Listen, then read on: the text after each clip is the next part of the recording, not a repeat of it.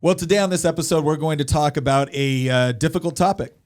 We're going to talk about why does there seem to be this obsession on the left with drag queen story hour, and beyond that, this having intimate sexual discussions with children. Now, we've talked about this a little bit before, but today we're going to do a deep dive in the philosophy which is informing this, because it's too easy. It is too easy for conservatives to just say this is just some sort of perverse offshoot. This is some sort of super small segment within the country that is pushing this, and they can be ignored. I'm here to tell you, no, they can't. We're going to explain why, and we're going to explain why in the worldview that is being used to push this, not only do they think this is perfectly acceptable, but they think it's something to be celebrated, and they will go so far as to advocate punishing people who do not agree. All of that coming up on this episode of Making the Argument. Thank you for joining us on this episode. We hope that you had a wonderful Thanksgiving week last week. I know we all did here, and Tina and Nick ate quite a bit of sushi. It all looked pretty incredible. If you haven't seen it, head over to Nick's Instagram because he did publish a video on that. If you have any thoughts on today's episode or would like to tell us about your Thanksgiving week, I hope you will go to the link in the description of this episode, join our volley chat, and say hello there. All right, quick round of introductions. I'm Nick Freitas, member of the Virginia House of Delegates, your host here on Making the Argument, and other than that, a pretty good guy. My beautiful bride, Tina, Queen of the Bees. Hello, everyone. Christian Hines, our historian and political prognosticator. Hello. Nicholas Hamilton, producer of producers, the good Hamilton, the one that doesn't like central banking. Hold up, I'm not the producer anymore. That's right, and Sour Patch Lids, the person that is taking over the production from Hamilton, we're taking to a farm Let me to make run a free. quick note on that. I was talking to one of our listeners, Joe, over the weekend over email, and he was wondering, Hamilton, what are you doing now? Yeah. And now that Lydia has taken over the producer role and is helping, get future guests on the show and, helping us structure the podcast, my role really consists around the production here in the studio, running all the cameras and the audio and everything. So I'm still here. I'm still on the podcast, but I'm not the producer. I'm now the glorified button pusher in the room. So everything is good. We haven't gotten rid of him yet. No, I'm just kidding. All right, listen, let's go ahead and jump in because I know, again, it's a difficult topic. Christian likes to use the term the ick factor, right? And whenever we're talking about something like this, there is a propensity for people to kind of tune out. Here's why I'm going to encourage you not to.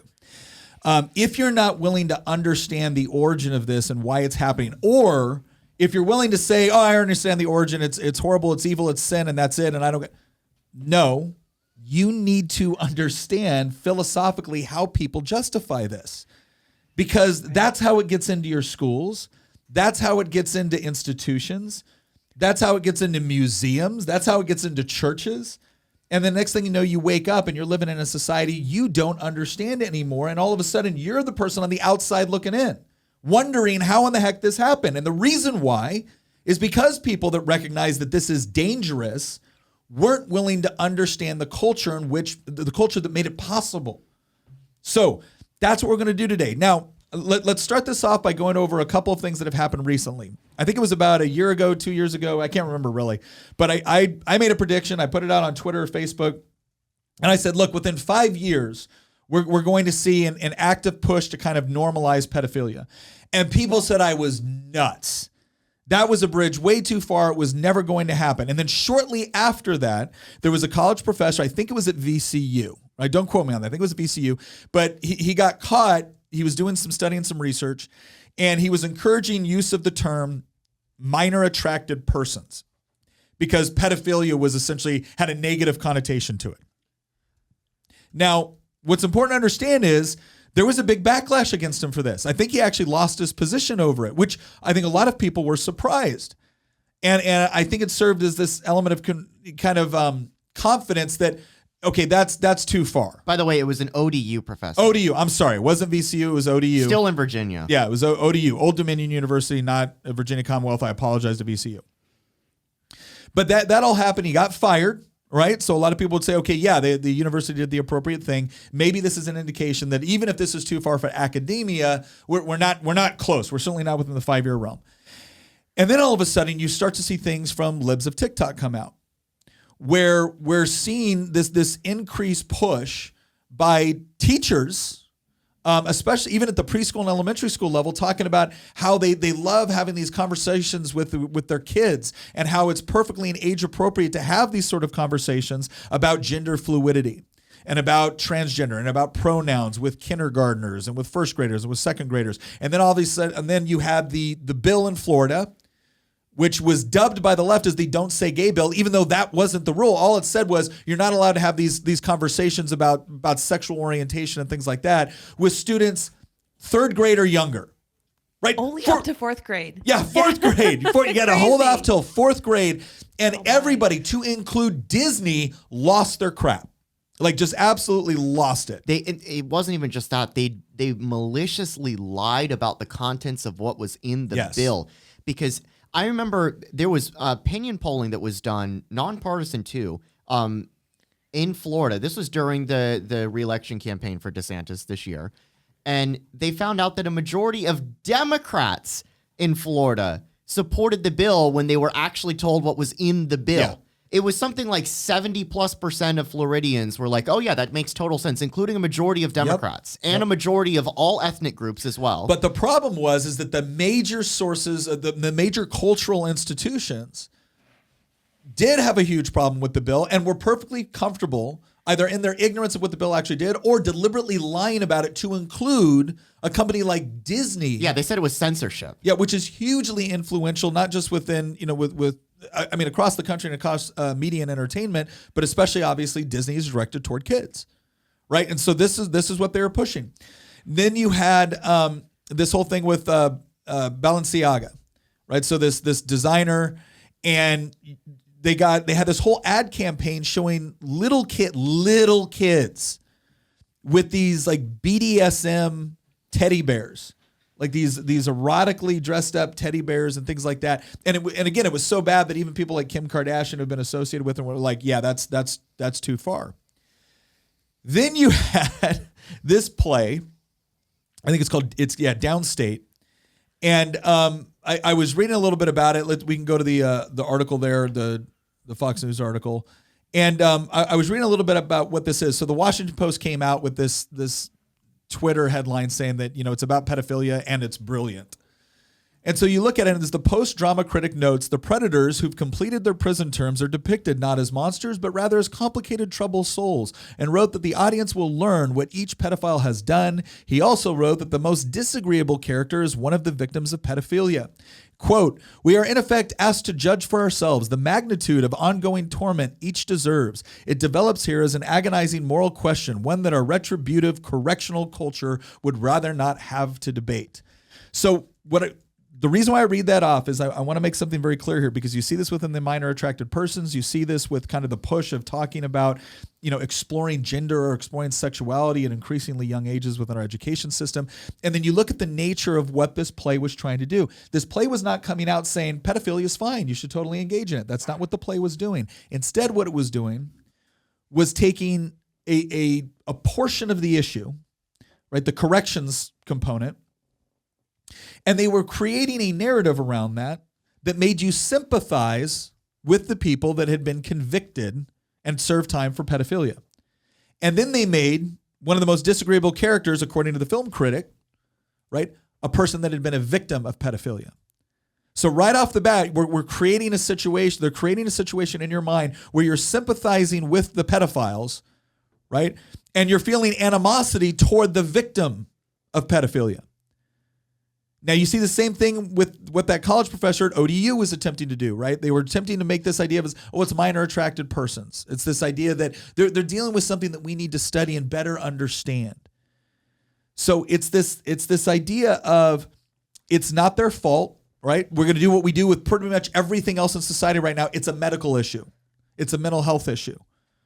And then we're going to engender sympathy because we're going to have Hollywood is going to come up, Hollywood or Broadway or whatever is going to come up with stories to tell us where they attempt to pick the most sympathetic character possible, even if they have to create it out of whole cloth. And then they make who we would all be naturally sympathetic to, the victim, to be the potential bad guy in the story, all in order to just have a difficult conversation about the correctional institutions within our society and how much torment that they need to face. Now, I think a lot of us we're already thinking in our mind like the regular arguments that would come up from this. Like, oh, you're really concerned about the convicted pedophile. Are you concerned about the victim or victims of the convicted pedophile? From the it's really shocking to see something like this coming from the words or violence crowd. Yes. Yeah, words are violence, but if you sexually abuse a minor child, we're going to write an expose basically glorifying you. Yeah. And in doing so, through our publication, we're going to minimize the impact of the damage that you did to completely innocent people. Yeah. I mean, whatever happened to words are violence. First off, words are not violence. Yeah. I'll just leave it at that. And you know what? The Washington Post can publish whatever on earth they want to publish, but don't tell me that, you said this once where it was like the left does something. The right says that's wrong, or that's bad policy, or that will lead to negative consequences, or second and third order effects, whatever it is. It doesn't even have to be on this issue. It could be economics too. Whatever it is, right? The left does something. The right points out, hey, there's an issue with this thing that you're doing. And then the left comes back and makes the entire discussion about the right pointing it out, right? Republicans pounce. Yep. Right? They completely twist the narrative into making the story about the Republican reaction to the thing the left is doing rather than the thing the left is doing. Yeah, the thing that's actually being done. How much you want to bet that the next story the Washington Post is going to put out is going to be about how Republicans react to whatever this thing is, or whatever the story is that they're pushing on this narrative next. Like, I guarantee you that's the next stage in the process. We see this on everything. Yeah. Well, and that is the point, right? This is a process because, again, in the minds of most people, they look at this and this is so beyond the pale and it's so hideous that they don't understand it. Now, this kind of leads me into, okay, let's look a little bit into the recent history of this. And I don't mean 5 years. I mean, let's go back like 50. I mean, let's go back to there was a petition. It was the French petition against the age of consent laws. Now, in 1977, a petition was addressed to the French Parliament calling for the abrogation of several articles of the age of consent law. Now, a number of French intellectuals, including Michel Foucault, Jacques Derrida, Jean-Paul Sartre, and several others. I got a huge list here. The reason why I mentioned those three is because if you look at concepts behind queer theory, if you look at concepts behind structural Marxism, if you look at deconstructionism, which part of deconstructionism is this idea is that we're going to look at everything, within society and tradition, and we're going to deconstruct it, right? In order to show what? Well, in order to show the various power structures and hierarchies that are in there to use to, harm the oppressed people to the benefit of the oppressors. Right, Sartre was big in the existentialist movement. One of the things that you'll find common among this entire list of intellectuals that they have here is that they tend to be anti-Judeo-Christian. They tend to be very, very skeptical of the traditional family. They tend to be very opposed to capitalism, right? And a lot of them are heavily influenced by Marx and critical theory. So, there's that term again, critical theory. Now, we've been programmed to think whenever you hear critical theory, we're talking about critical race theory. No, critical theory is a whole theory from which things like critical race theory and, as it turns out, queer theory comes from. And it's worth pointing out that critical theory has its roots in Marxism. Yes, it heavily influenced by Marx. There's differentiation between things that Marx and Engels advocated for, like Das Kapital and the Communist Manifesto, but it's still heavily influenced. Now, what we've talked about before is this idea that Marx and critical theory early on attempted to kind of, classify everything within society based off of your economic status, right? Workers of the world unite, right? That was the clarion call of the Communist Manifesto. The history of the world is a history of class struggle, in the words of Marx. I'm kind of paraphrasing there, but it's the idea that everything is built around power structures. That's still critical theory, right? But that power structure is inherently economic in nature. So why are we talking about this? Again, if you want to understand how people are about to justify things that you never thought possible in your lifetime, here's how. People don't justify this because they think, you know what, today I've woke up and I've decided I like evil. That's not what they're doing. They've created a setup where it's like, no, what we're the good guys. And the people opposing us or advocating against us are the bad guys. And conservatives are just bogged. Like, how could we be the bad guys by standing up against pedophilia? Let me explain. If you take critical theory and you try to explain everything by economic status, it didn't work. That was the problem. Laborers did better in free capitalistic private property owning societies than they ever did in the Marxist societies. So all of a sudden, but through practical experience for most people, especially the ones that really lived through it, there was such a contrast that Marx trying to explain everything through economics didn't make sense. And the reason why is important, because the reason why motivates the evolution of this into a different direction. It didn't make sense because class is not a fixed thing. Yes. You can be born dirt poor and die the richest man on earth. Mm-hmm. And so because class is not a fixed thing, and there's multiple studies on this that show that over time, people enter different income brackets all throughout their life. Yeah. Marx predicted that the proletariat would have a revolution within an industrialized society. Once they established their own class consciousness, they would seize the means of production, establish a dictatorship of the proletariat. Yeah. Eventually, the state would wither away, and it would become a communist utopia. And that has never happened anywhere. Every single communist revolution actually has taken place in deindustrialized or non-industrialized societies. He thought that it would take place in countries like Germany and the UK and the United States. And instead it took place in, Tsarist Russia and in, post-imperialist China in the early 1900s. And those were not industrialized societies. And so Marx's own predictions on how his theory would play out proved to be incorrect. And so adherence to Marxism, or adherence to a soft form of Marxism, they looked at the history of the 20th century and they looked at the predictions that Marx made and they said, well, those two things aren't correct. Now, we still hold his views. We still want the stuff to happen, but it's not happening the way But the Marx thought it revolution would. can't be brought about through the means that Marx predicted. So there has to be something else. Well, and what's interesting is when you look at, again, if you can remember that critical theory is heavily influenced by Marxism, and then you can remember that critical race theory comes up next. Well, what's the benefit of critical race theory to those that want to be able to push this particular worldview? Well, especially if you're in the West, you can look at a lot of the arguments that are made within critical race theory with respect to, systematic oppression and racism within the legal system. That absolutely happened, right? Absolutely happened. You can look at institutions of slavery. You can look at Jim Crow laws. Not to mention the fact that if you look at a lot of people in the West, they actually understand the culpability of their own governments and their own systems that engaged in the slave trade or engaged in the repression of people of racial minorities, right? And the racism that was inherent in that. And so you have evidence that, yes, there was something wrong here. Now, what they're attempting to do now is say that never went away. All the institutions are still problematic. And oh, by the way, if you listen to Ibram X. Kendi, who's very open about it, he comes right out and says, you can't be an anti-racist unless you're anti-capitalist, right? So once again, they're sneaking in the back door what they really want and what the real problem is. And the real problem is capitalism. The real problem is this whole concept of individual liberty separate from the state, right? That's all a big problem for them. Now, what's the problem? What's the other side of the problem for them when it comes to using race as the determining factor or the determining characteristic for the worldview they're trying to push? It's limiting. It's limiting because if you're black and I'm white, well then I guess I'm always the oppressor and you're always the oppressed, right? And it's constant revolution.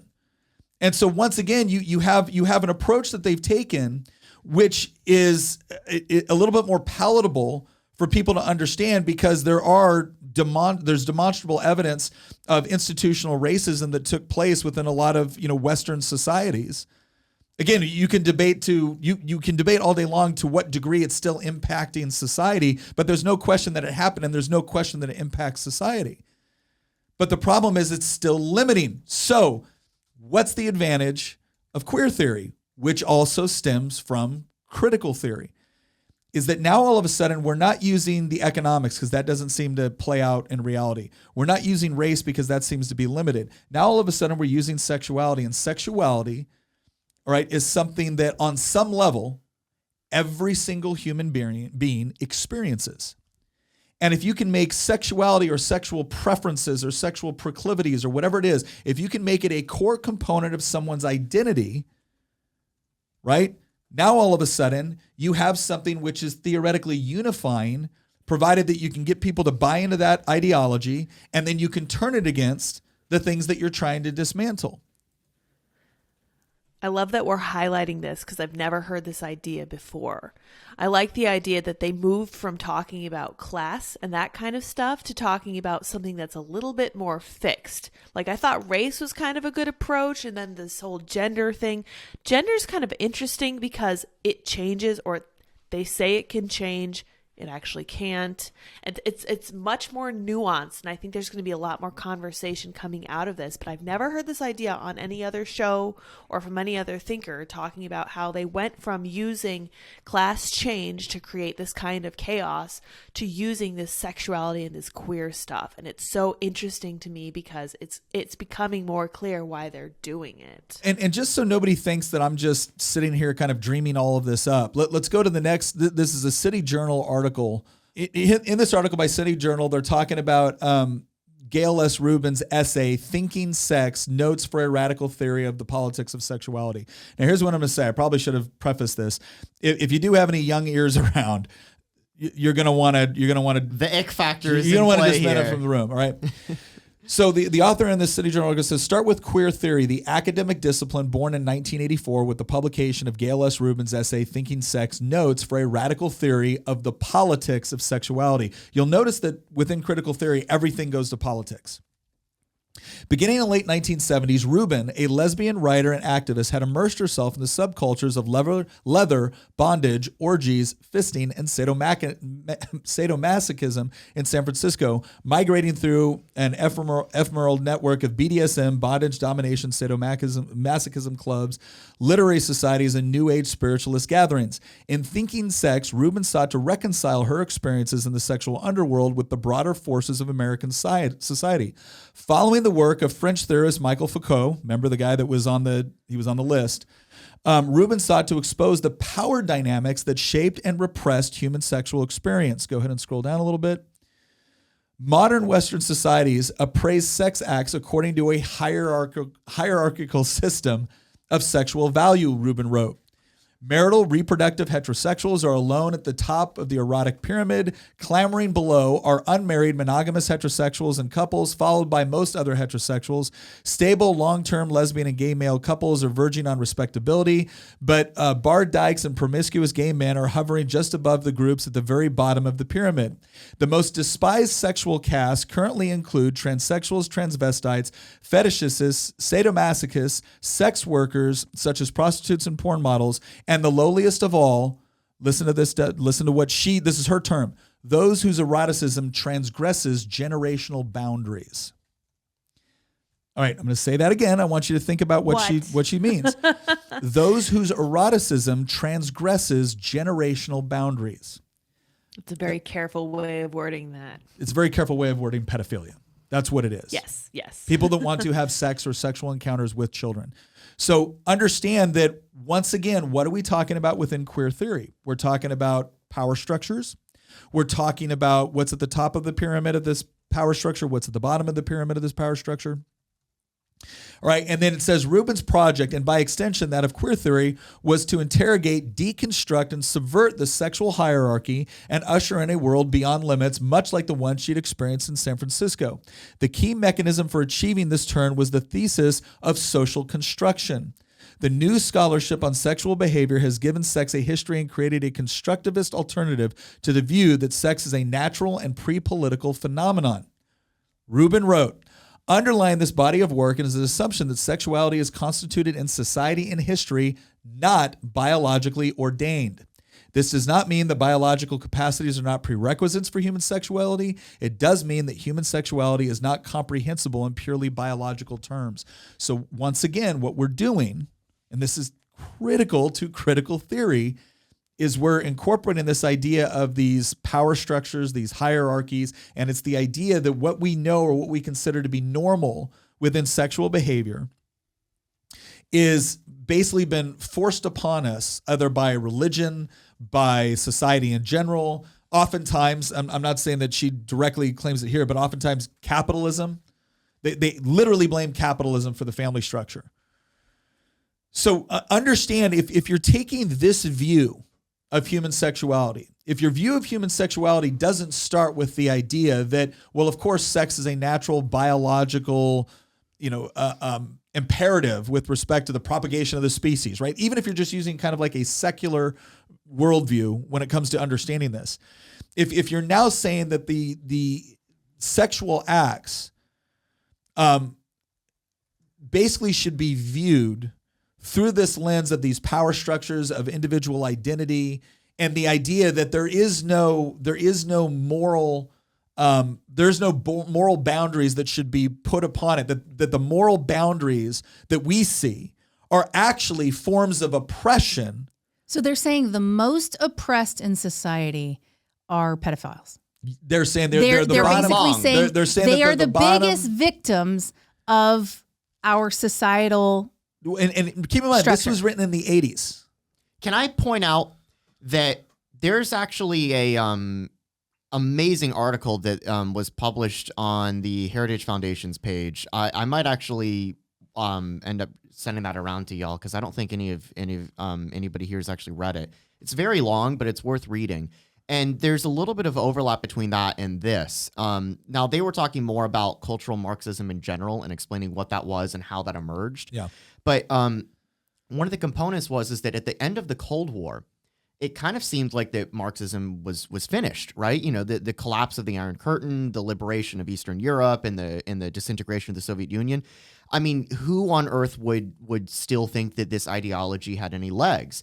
And it was, ironically enough, at the end of the Cold War, with the I think it's called the Autumn of Nations in 1989, is when you started having these new forms of critical theory really emerge within academia. It was the discarding of the old form of Marxism, not just because the historical record was clear that it was a failure, but also because current political events that were going on at the time made it obvious that nobody could really advocate for that, not even the Marxists themselves. And as we pointed out earlier, by this point in time, even people on the radical left had realized that, oh, well, we can't really push our ideology through class means. That's just not going to work. Yeah. So we need to find a better mechanism. And that's when, in the late 80s and early 90s, really early 90s, like post-Cold War, immediately after the fall of the Soviet Union, you saw this explosion of academic articles and journals and publications that usually the general public wouldn't see, but people within academia would consume, that was pushing alternate forms of critical theory, like queer theory or like critical race theory. I've brought this up actually multiple times on this podcast in previous episodes about how when I was doing my own research for a paper that I was writing for grad school, I stumbled across an article that was published in 1994. And this was almost 30 years ago. And the stuff that this academic was talking about, and it was a paper about historiography and interpreting like new ways to look at like colonialism. Mm-hmm. And they weren't looking at it from like a geographic, traditional historical standpoint of, oh, well, these countries are fighting over this piece of territory or something like that. They were looking at it from like an individualist perspective of how like, oh, well, we've been ignoring the role of queer people or racial minorities, and the language that was being used in this paper was like straight out of the stuff that you would see on like Twitter today. Yeah. And I found that so fascinating that like it was confined to just academia in the 90s. I saw it firsthand, like I said, when I was writing this paper. And lo and behold, stuff that was confined to just academia in the late 80s and early 90s, when Marxists within the university system were trying to find new ways to formulate their ideology, lo and behold, 25, 30 years later, it has become publicly discussed on the Washington Post's own website. And let me, this is probably the last paragraph I'm going to read from this, but I need to read it. So they asked the question, where does this process end? So again, if we're treating, all of what we consider to be our sexual norms as nothing more than heteronormative social power structures created by capitalists to oppress people, right? Where does the process end? He goes, at its logical conclusion, the abolition of restrictions on the behavior at the bottom end of the moral spectrum, pedophilia. Though she uses euphemisms such as boy lovers and men who love underaged youth, Rubin makes her case clearly and emphatically. In long passages throughout Thinking Sex, Rubin denounces fears of child sex abuse as erotic hysteria, rails against anti-child pornography laws, and argues for legalizing and normalizing the behavior of those whose eroticism transgresses generational boundaries. These men are not devils, but victims in Rubin's telling. Like communists, this is her quote now, like communists and homosexuals in the 1950s, boy lovers are so stigmatized that it is difficult to find defenders of their civil liberties, let alone for their erotic orientation, she explains.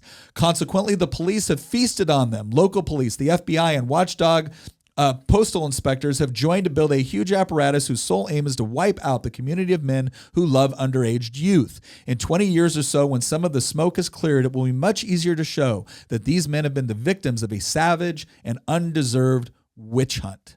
That's her quoted. That last part that I read, that's her quoted.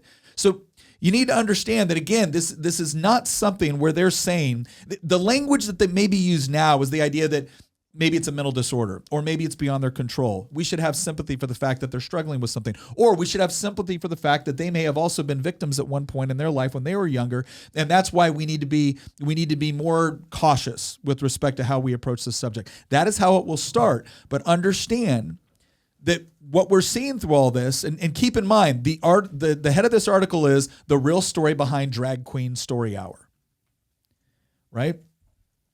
The real push eventually is to say that no, it was wrong to ever consider this evil. And in fact, anybody that thinks it's evil is a narrow-minded bigot that simply doesn't understand sexuality and is seeking to oppress people that are different from them. Now, if you're going to tell me that analysis that I just gave, if you're going to tell me that that's far-fetched, that's a false, slippery slope argument, I'm going to tell you I think you're nuts. I think you're right, Nick. And I just wanted to throw in there, too, that when it comes to the idea of free speech, the question is always who decides. Because if we're trying to censor someone, we're trying to make hate speech go away or whatever, always, always, always, who decides? And when I look at this, I can't help thinking that when they decide who the victim is, it's very telling exactly who it is that's choosing to paint which person as a certain victim. Because most normal, sane people would paint the child as a victim in this situation, not the abuser. And they are choosing to paint an abuser as a victim, which is just really remarkable, really telling to me. Well, and part of the process for choosing which child to victimize, I mean, well, they're basically trying to say that these children really aren't victims. They've just fallen in love with this person. Mm-hmm. But there's really no way to, the idea that a child can make this decision for themselves and just fall into love with this person. The grooming exists for a reason. And I think the reason why they are so fixated on us using the term grooming is because they really want that term to go away completely. They want that to actually be the process of falling in love. And so with grooming, you've got certain steps. You identify your target, your victim, and they want to say it's not a victim. But in almost every case, there is a victim who is vulnerable in some way. They have identified vulnerability, whether it's a mental health issue or a struggling family life. And then after that, they gain trust and access to this child. And, one of these things that we're running into right now are all of these people in the school systems who are grooming children along the sexual ideology track, which is, in my opinion, a fetish. And so you're training children to be comfortable with a fetish. And so they've gained access. And then they play a role in the child's life. Maybe it's a babysitter, a teacher. Maybe it's somebody who works around the family. Maybe they usually whatever a position it is. of influence and respect on some level. Sure. I mean, that can be. Or they play some kind of a role in the child's life where the child looks up to them in some way. Because if the child looks up to them, they're going to be less likely to question what they're telling them. And then what do? They want to isolate the child. Well, we're starting to see this with let's break break down the family. Let's hide from the family the fact that we're going to transition you. Let's hide this. And in other cases of abuse, and in that situation, it's a fetish that you're trying to get the child groomed into. Whereas in some situations, it's a full sexual relationship that they're trying to groom the child into. And so they start to create, they isolate the child away from their family. They explain that your parents aren't going to understand what it is that we have. This is special, but I could get in trouble and I need you to be silent or quiet about this and let's not tell your parents. Well, now you've got a situation where if the parent finds out that this teacher transitioned the student into they, them, or whatever, well, let's not tell the parent because I could get in trouble, right? That sounds really familiar. And then you've got creating secrecy around the relationship. That's basically part of that isolating. And then initiating sexual contact or initiating that fetish, initiating whatever it is that you're trying to do with that child. And then you're controlling the relationship. You're telling them that this is what we have. Other people aren't going to understand, and you have to continue on this path. If you want to walk away from this, you're in the wrong. And now you've created a child who thinks that they love this person and they want to protect this person. How many people have you seen who they have been sexually abused, and then their biggest fear is that the person who abused them will get in trouble? They're really scared of that person getting in trouble because they have an emotional connection with the person. That's part of what grooming is to cause that child to have an emotional tie to you to where they want to preserve you. And even if they don't necessarily want to do what it is you want to do anymore, because it makes them uncomfortable or they can't figure out why they don't like it, they have been pressured and conditioned into it. Yes, and so this whole thing is grooming, and I feel like if they're really trying to push the pedophilia, and that is now a thing, then the process of them targeting a child is really just the process of falling in love. Mm-hmm. And that is terrifying to me. The idea that grooming is now a dirty word that we're not allowed to use when we see it. When we see grooming, we're no longer allowed to say, hey, what you're doing matches all of the profile of grooming. Well, I think that's right. You bring up another point that's really important here, and that's the whole idea of how do you get away with it. And there's two ways. The first way I want to talk about is what you just talked. It's the whole idea of the separation and isolation from the family. And so it was interesting. We got this other article up here that from huckmag.com, and it's Sophie Lewis wrote this book. She just gave some speeches on this as well, and it's called "It's Time to Abolish the Family: A Manifesto for Care and Liberation." And then it says Sophie Lewis discusses her new book, which critiques the family as a capitalist construct and asks us to imagine a new world beyond it. So again, you see once again this whole idea of this is a capitalist construct. Right, the family unit is a capitalist construct. Let's go to the next one. This became infamous because it was put up at the Smithsonian. It was aspects and assumptions of whiteness and white culture, and you'll see there under family structure, the nuclear family, father, mother, 2 to 3 children, is the idea social unit. So it's this idea once again of whether it's critical race theory, whether it's queer theory, it's this push, whether it's anti-capitalist, it's this push to the family is the problem. Well, why would the family be the problem? It's not to say that obviously all families are perfect. It's not to say that mothers and fathers all make perfect decisions. There's obviously horrible family life, but what do you replace it with? And in every single one of their switch, it's always the community. Okay, well, the community doesn't get to make, just these random decisions which parents make on a day-to-day process. So really what it ends up being is the community within a state-run structure. Well, what does that sound like? Okay, well, once again, we're right back to critical theory. We're right back to Marxist theory. And even when they talk about, even when you're Marxist, it'll say like, oh, well, the end of Marxism is a completely stateless society. Oh, well, what runs it? Oh, a dictatorship of the proletariat. Okay, you're just calling the government something else. But what it comes down to is that separation of the child from the family, right? Because if you think about it, what are they really talking about when they have this animosity toward family? Is it between a husband and a wife? Maybe to some degree. But the real problem that they have, and you see this especially within organizations like the NEA, right, and some of the teachers' unions, this idea that we know best as the experts within education for what your child needs to be educated on. Oh, we saw that firsthand They came right out and said it. When you were running for re-election, I remember that there were people on the left that were basically making that argument that the parents don't know what's best. We do. Literally in Virginia, Terry McAuliffe lost the election that should have been his pretty much by all rights. He threw it away because he said one of the most boneheaded remarks ever about how I don't think parents should be telling teachers what to teach. Listen, it's just ahead of its time. That's what it is. It's not that it's boneheaded. He said it too soon. Yeah. Because he said the quiet part out loud. Right. The goal is. But they believe it. They believe that's the goal. And they thought society was on board with it, but society wasn't quite there yet.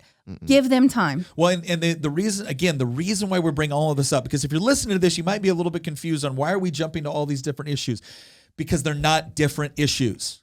Mm-hmm. Yes, there are people out there that don't know a single thing about critical theory, that don't consider themselves Marxists, that may be pedophiles. One of the biggest things that anytime I talk about this, the left will always come out, oh, you mean like Dennis Hastert, the Republican Speaker of the House? I said, you know what the difference is between Dennis Hastert, Republican Speaker of the House, that was found guilty of pedophilia, and Michael Foucault?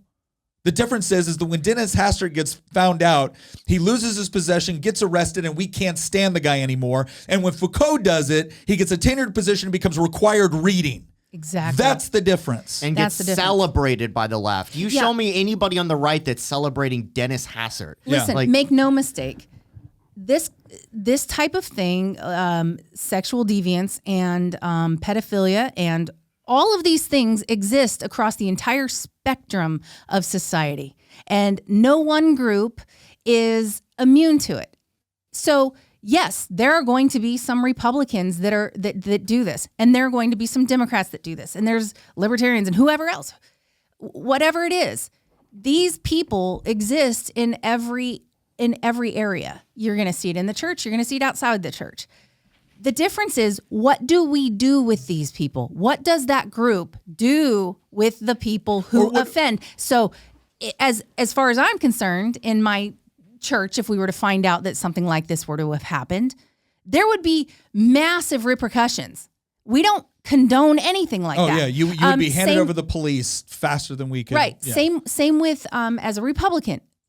Because we have a certain set of ideals that we believe, when someone deviates from that, there are serious consequences. However, what we're starting to find on the left is that you can do these things and not be deviating from what they believe because this is what they believe. Well, and that's the point I wanted to make, is that you have, because some people will look at this and be like, that's absurd. I'm a liberal, or I'm on the left and I don't believe that this is okay. I'm not saying you as an individual do. What I am saying is that there are some people that do this because they are just, quite frankly, sexual deviants. That's it. But there's other people that are advocating for this as part of a much larger, much more complex worldview. And if you don't understand that, you're always going to misdiagnose the problem. You're always going to look at this as like, this is the problem of a very, very small subsection of the population who are sexual deviants that want to have sex with kids. And you're going to completely miss the fact that there's an entire legal, social, political, and economic theory that believes that you're the bad guy for calling it pedophilia. You're the bad guy for sending it. They believe that because this is part of a much more comprehensive way of viewing the world. And if you don't properly understand that, it's going to blindside you. I think that's exactly why conservatives are constantly playing catch up, and they're always on defense because they don't see the bigger picture. All they see is, oh my gosh, why are they promoting this thing? Why are they promoting this thing? And I think it probably seems really disparate to them.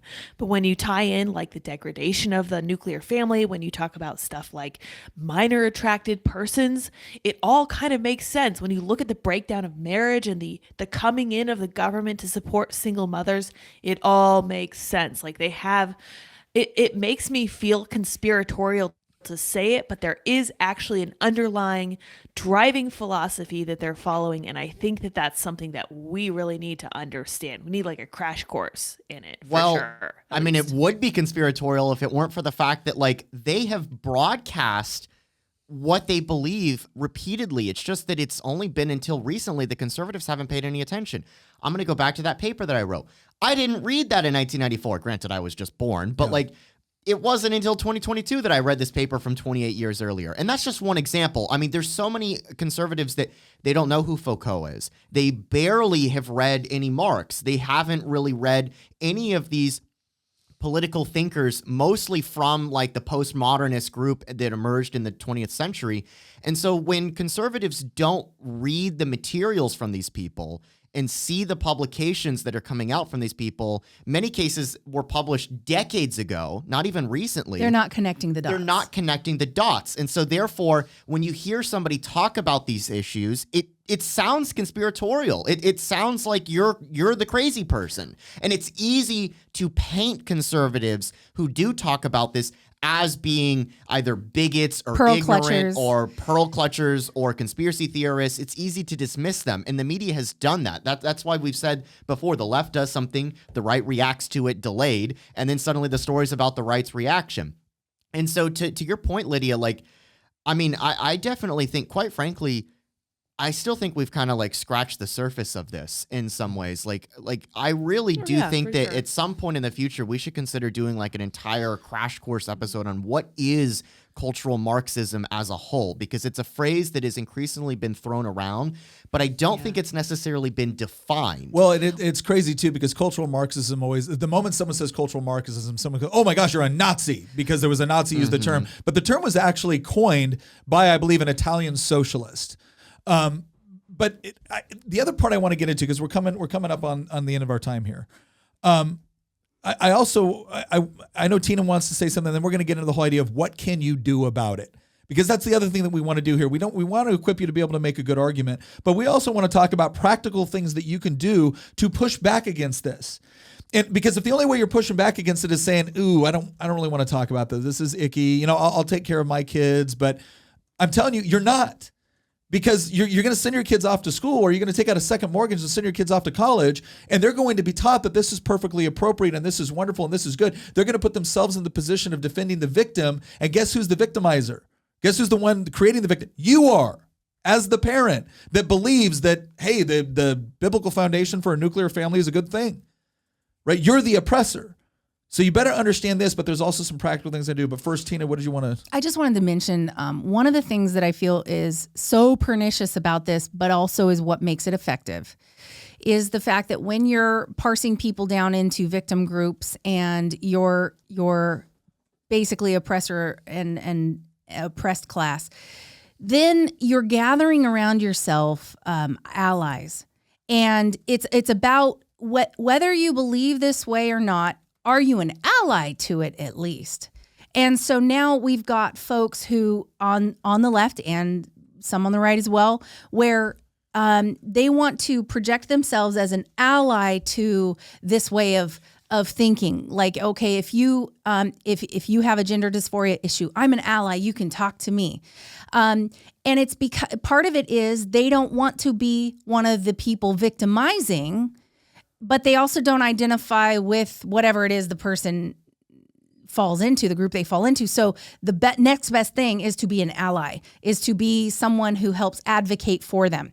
And so I feel like one of the reasons why our society is getting swept up into all of this is because of our natural inclination to have sympathy.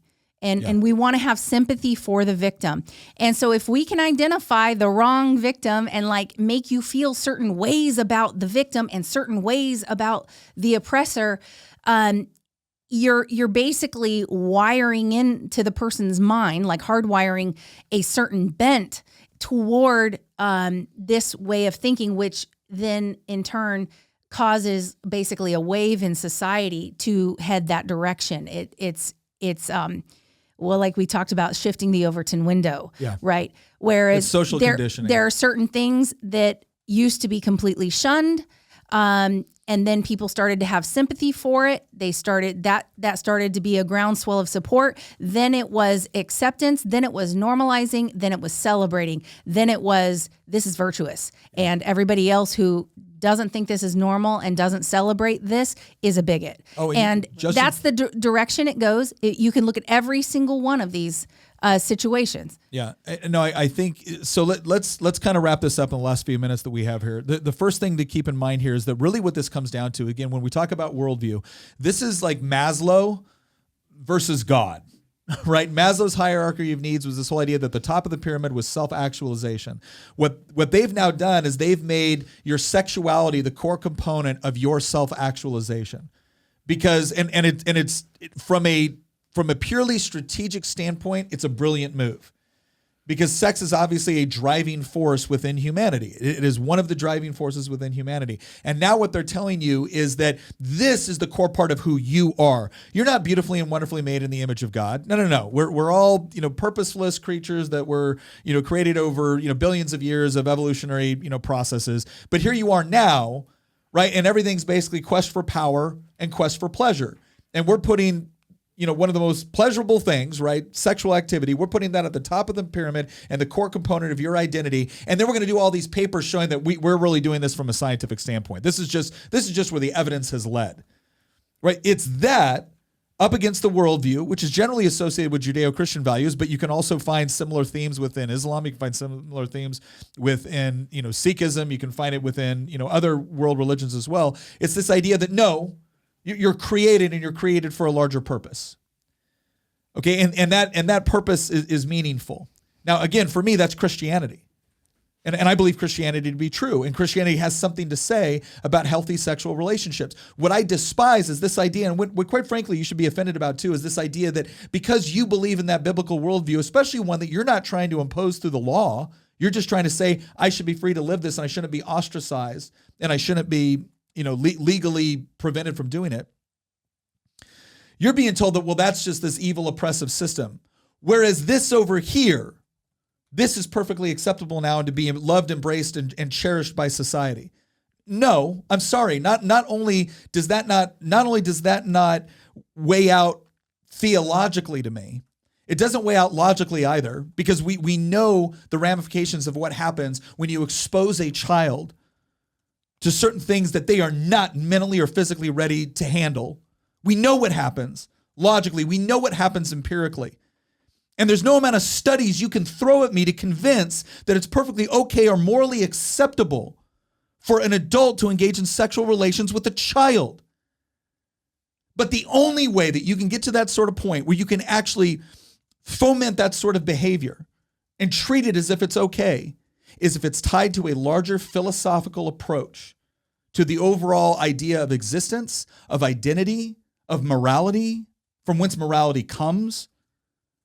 And the only way you're going to be able to do that to be effective is if you start it with somebody so young that they do not have the mental capacity in order to distinguish between what has been created and built for their benefit and their growth and what is a perversion of that.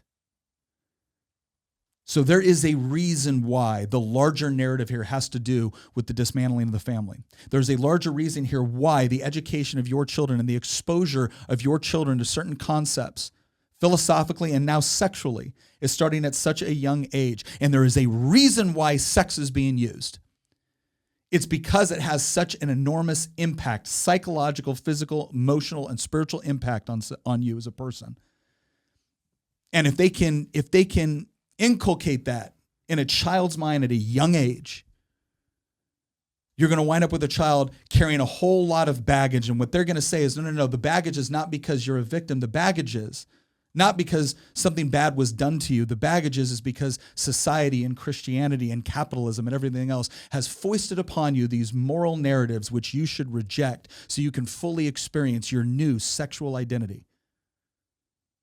Now, if you're an adult with another adult and you want to live out that worldview, legally, I think you should be allowed to do it. I think it's going to have horrible consequences, and I would advise against it, but you're an adult.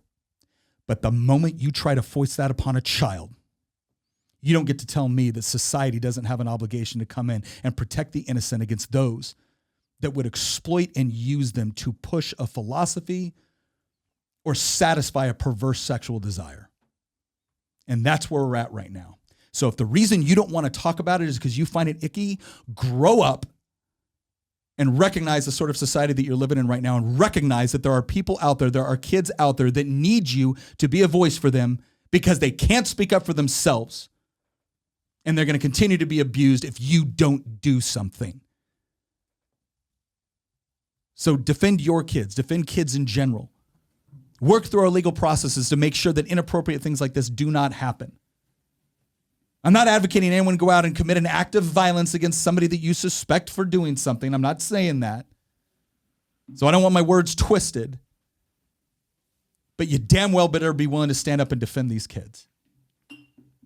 All right. Yeah. That was great. Well, no, it's again, what's frustrating is it's time for parents to wake up to this. And again, what's going to end up being said by anybody on the left that watches this is he's advocating violence against people. No.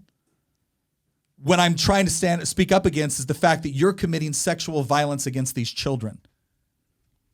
Right, and using the education system in order to condition their minds to accept it. Yeah. And to not even see it as abuse. Mm-hmm. To normalize it. Yeah. So anyways, that's where we're at. I know this is a weighty subject. I appreciate you guys sticking with us for the hour.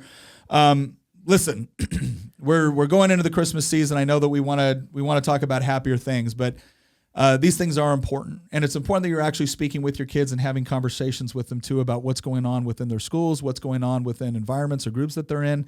And I just want to tell you too, one of the best ways you can do, because we promise, what are some of the things that you can do? Again, be involved with your child's life with respect to asking them what's going on with schools, asking them what's going on with their relationships. I know it's popular within pop culture to create this image of parents that, oh, you don't want to be too overbearing. You don't want to have too many rules. I'm going to tell you right now, I have 3 kids. I have a 20-year-old, I have a 17-year-old, I have a 14-year-old. We've had a lot of rules which society in general, especially now, would consider to be incredibly strict. And if we had made those rules and just said, these are the rules because I say so, they would be not only strict, but probably not well received. But here's what I've noticed with my children. They actually respected that the rules were put in place in order to benefit them. And they trusted that Tina and myself loved them enough and were concerned enough about their well-being that when we put in these rules and we enforced them and we insisted upon them, and as they got older, we explained the reasons to them, they actually saw it as an act of love and protection coming from their parents. So don't let anybody tell you that you've got to give in to this modern view of your 13-year-olds going out on dates. You don't. It's not healthy for them, but you are going to have to go through the process and set the conditions to where they understand why you're doing this and why it's for their benefit, not just because you're a tyrant. You need to pay attention on what's going on within your kids' schools. And quite frankly, if you don't like what's going on with your kids' schools, you need to do everything that you can to put yourself in a position to take them out. And the reason I say that is because if you're living in some sort of fairy tale land where you think you're going to be able to change the entire notion of the curriculum within your schools and what's going on, which has been set up for the last 60 years, if you think you're going to be able to do that by the time your kid graduates, you're nuts. You're deluding yourself. And I say this as a sitting member of the Education Committee in the Virginia House of Delegates, as the chair of the Subcommittee on Higher Education. I am willing to bet that I have considerably more power than almost any other parent out there when it comes to trying to engage with curriculum. And you know what power I have at the end of the day? 1 vote in 100 in the House of Delegates. 1 vote in 140 in the entire general legislature. And 141 if you want to account the fact that a governor has to sign it.